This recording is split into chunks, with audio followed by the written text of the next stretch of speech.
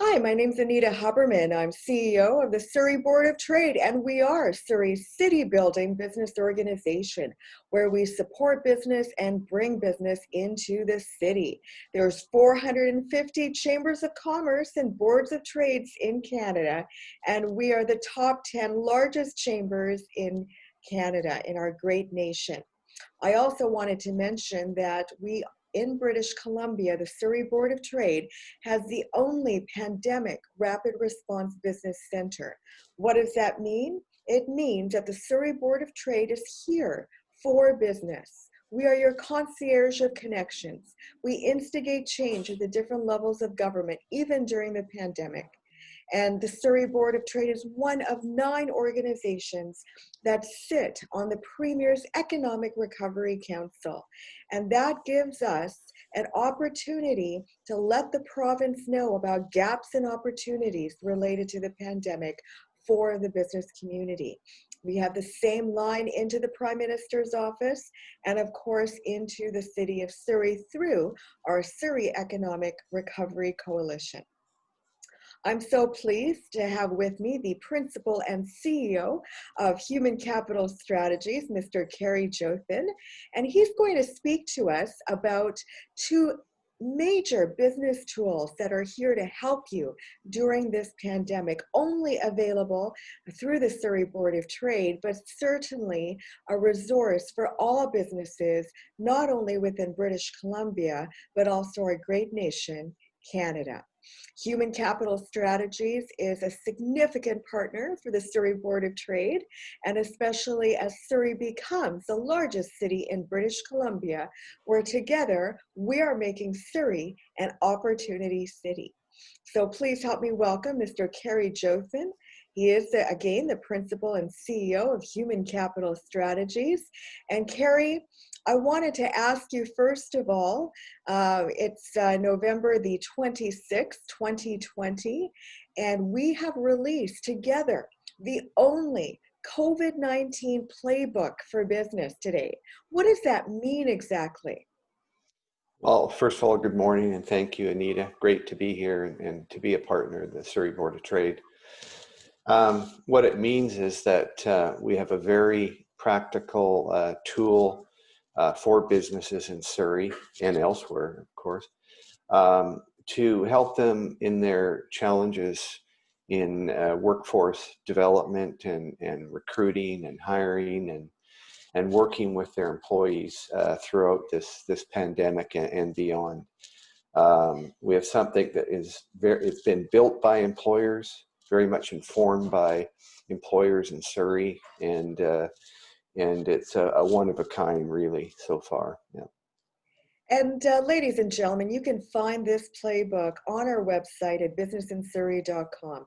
Right on the home page, click the Workforce Reset icon, and you will have access to this amazing playbook that is full of templates and checklists to help your business, not only as we're responding to the pandemic, but how we can innovate together. Isn't that right, Kerry? Yes, definitely. It's very, very innovative. And of course, a key principle behind it all is resilience. How can we support employers through this playbook to be able to respond quickly, to be able to pivot to new opportunities or away from new risks from the pandemic?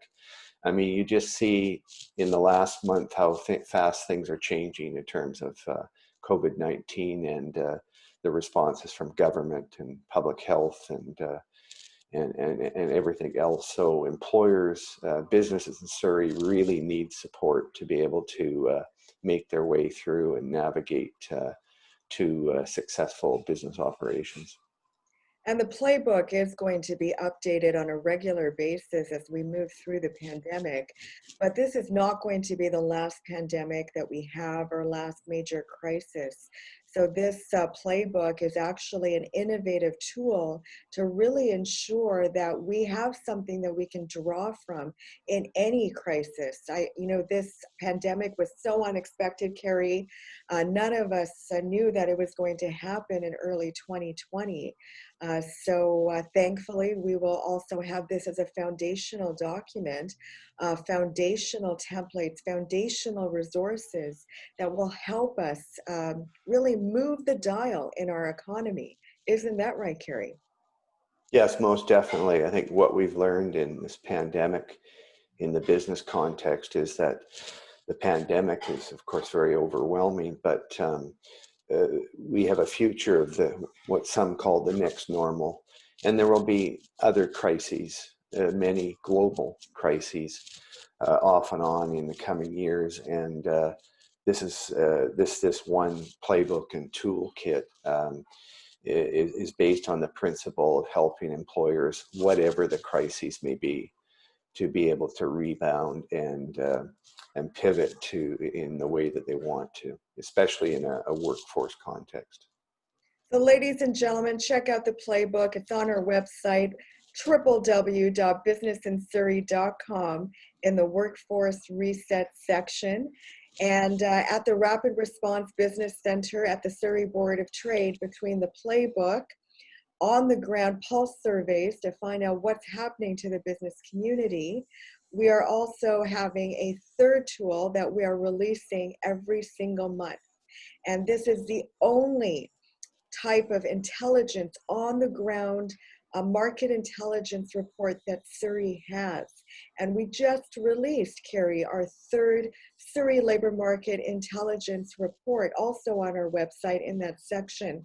And can you tell us a little bit about just a high level update on what's happening in Surrey and in our workforce community? Sure. Thanks, Anita. First of all, I'm going to differentiate between today, the present, and up to about the end of October, which is where our data is mostly coming from, because things are changing really fast, and I'll come back to that. But as of early the end of October, in the tracking that's done by Stats Canada each month through its labor force survey, things were starting to look up in parts of the Surrey labor market, different industries, different occupational categories, and the labor force, particularly because of recovery in the summer months and into September and October.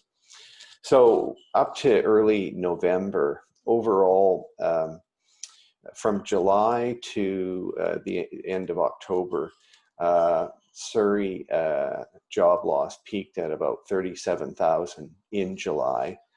And the greatest loss, of course, of jobs was March and April of 2020, in the heart of the first wave of the pandemic.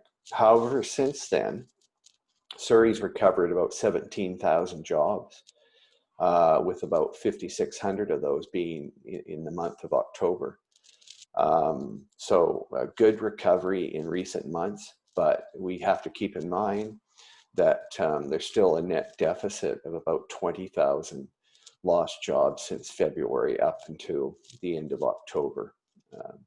And we have to keep in mind, despite the recent recovery throughout the summer and early fall, that some sectors and components of the labor force are still significantly impacted by job loss from the pandemic. What are the specifics, the specific losses and then the specific gains? Can you tell us a little bit about that, Kerry? Yes, I mean, one of the interesting ones is construction, which is down about 5,000 jobs, or about 16% of a reduction since February. Even though construction was deemed one of the essential industries in March when lockdowns came, and they hit the ground running with about 80% of their employment retained and working full time. But they've had a slow recovery since then. Other hard hit industries in Surrey: wholesale and retail, transportation and warehousing, educational services, and information, culture and recreation. So particularly tourism and culture and accommodation have really been hard hit because of, for obvious reasons, with limitations of what kind of attractions and events and businesses can operate during this. And then in terms of occupations, the greatest area of loss in Surrey is in the sales and service occupation. So they could be jobs in retail, they could be jobs in restaurants, they could be jobs in other service type businesses. But as a whole category, since February 2020, about 43% of those jobs were lost in the first 5 months. They've recovered some, but it's still hard hit. In terms of gains, some of the smaller industries and important industries in Surrey that are surprising to people are utilities, a 58% increase in employment since February, and natural resource industries, be it agriculture, mining, forestry, a 13% increase since February, and only a small job loss more recently in October. Other areas, manufacturing has recovered quite a bit since the start of the pandemic. And surprisingly, even in accommodation and food services, they've recovered a number of jobs since July through October. Some businesses have received a higher level of employment even before the pandemic. What an anomaly. Why is that? Well, some of them have kept operating throughout the pandemic, and some of them have been not subject to such stringent restrictions in operating just because of the nature of their business. So whether it's a mine or fishing or forestry operation or agriculture, they've been able to work around and build in safeguards, and part of it is just the cycle of economic demand in these industries. But one example that I mentioned before, the primary industries in Surrey has actually got 13.4% more jobs in the end of October than in February before this all started. That's agriculture, forestry, mining, oil and gas, etc.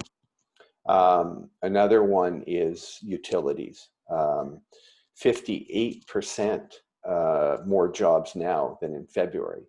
Mind you, it's not a big industry. It's almost 1,000 more jobs at the end of October in Surrey than in February. So they haven't been impacted because of, everybody needs energy, everybody needs gas, everybody needs electricity. So it's been able to operate on, fully and expand then some. One other area, as I said, accommodation and food services, surprisingly, through pivoting and everything they've done, have 1,000 more jobs in Surrey in October than in February before the pandemic.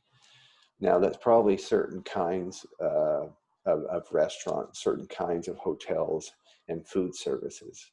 And a number of them have been able to pivot in terms of how they deliver their services to customers. So those are just some examples. Professional, scientific, and technical services has a few more jobs, 400 more jobs than before the pandemic started. A lot of those jobs are so-called white collar jobs where you can do remotely from home or elsewhere.